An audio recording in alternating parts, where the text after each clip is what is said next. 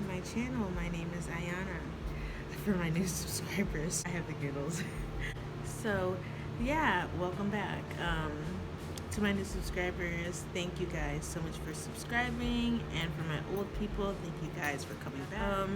I actually went to Maui with a foundation called Project Koru, and they provide a surfing experience for cancer survivors that have been diagnosed after the age of, I think, 18 or something like that. And I'm going to include as many videos and picture clips as I can, but I'm slacking once again because I lost my GoPro charger cord in Maui and I have yet to order a new one.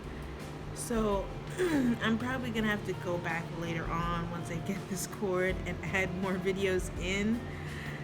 Awkward. But yeah, that's just the first day there. We didn't actually surf because it was kind of a get to know each other kind of day, feel out Maui and get settled into our environment. And then the next day is when we were going to start learning how to surf.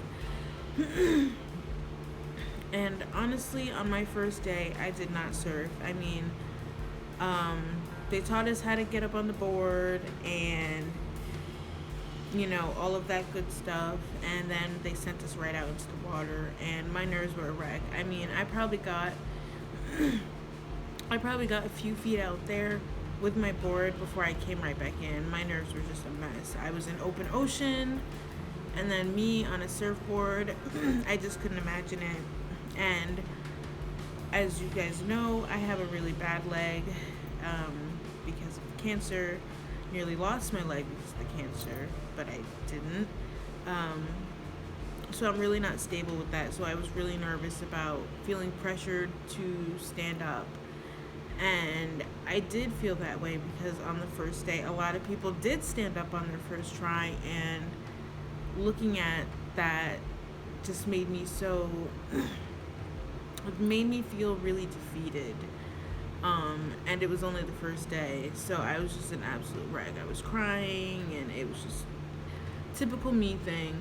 Not to bring myself down, but that's just how I am in a new environment, and you know, your mind gets going, and just that's how it happens. But luckily, there was a lot of great staff. There was a psychiatrist on site. There were nurses on site, so I was definitely... So yeah, between day 1 and technically day 2 and day 4, we did a lot of surfing, but then there were also some little surprise days in there. And we actually worked at the wildlife preservation in Maui, adding in native plant species that are destroyed by hogs, deer, and such like that, and I'm gonna add videos in here. And that was really, really fun. I was completely in my element. I was all in the dirt, helping people. By day 4, I was surfing. But the surf instructors were really awesome and patient, and once I was able to find what was comfortable with me, for me, which was having people like go into the water with me, guide me, and talk to me, you know, while we're paddling out there. So that eased my nerves, and once I got talking to the instructors, my nerves were calm. I mean, one of the instructors automatically noticed how tense I was in my shoulders and how I was sunk in, and she told me, you know, you gotta push them out, you know, look up, keep straight, and just go for it. And as soon as I did that, it's just something in there just clicked in my head, and I was instantly able to get it. I mean, I fell a few times, but you're going to when you're first surfing. But after I fell like a good 2 times, that was it. I mean, I had it down, and I was catching good waves. Now, mind you, I wasn't standing up, and the only reason why I was not was because I was seriously deeply afraid that I was going to hurt my bad leg, because I know I'm really not even stable like that in real life. so I could only imagine how it was going to be on a foreign object, like a board. But I was able to kneel up on the board, and it was just like it was surfing. You know, they told me whether you're standing or kneeling, you're still surfing. But I surfed. I mean, I caught some decent waves. I caught speed. I mean, I was going. It was awesome. So when we weren't surfing, we went into town. So I stayed in Lahaina, however you want to say it, and where we were staying was actually near Steven Tyler's beach house, which I thought was really, really cool. So yeah, we stayed on this really long strip in Lahaina, right on the water.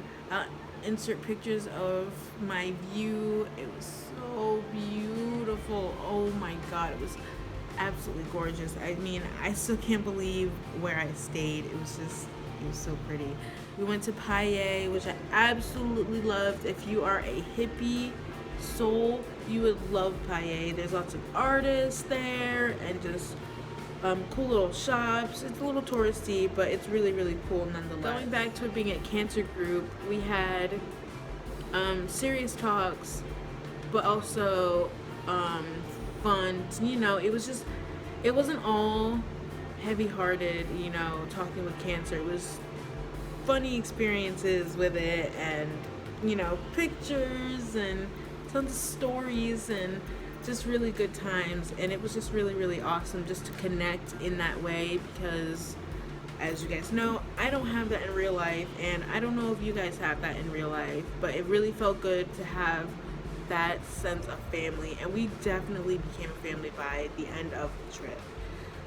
And people were from all over the place. I was from Connecticut, but there were people from Michigan, Cali, New Jersey, I think Philadelphia, Georgia, Nevada, all kinds of, like, all over the place. There was one person from Chile.